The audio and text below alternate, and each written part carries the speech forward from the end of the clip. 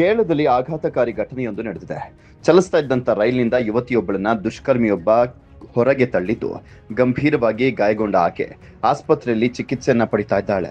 ತಿರುವನಂತಪುರಂಗೆ ತೆರಳುತ್ತಾ ಇದ್ದಂತ ಕೇರಳ ಎಕ್ಸ್ಪ್ರೆಸ್ನ ಮಹಿಳಾ ಬೋಗಿಯಲ್ಲಿ ಘಟನೆ ನಡೆದಿದೆ.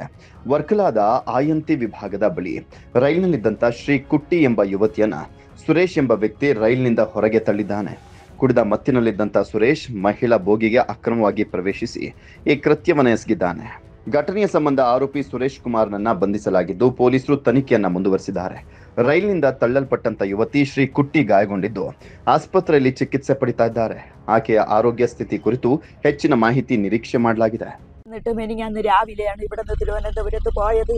കുഞ്ഞമ്മേരെ വീട്ടിൽ പോയിട്ട് ഇന്നലെ പോയ വഴിയാവാ ഇത് സംഭവിച്ചത്. ആരോ ട്രെയിനിൽ നിന്ന് തവിട്ടിയിട്ടെന്ന് ന്യൂസ് വഴി ഞാൻ കണ്ട്.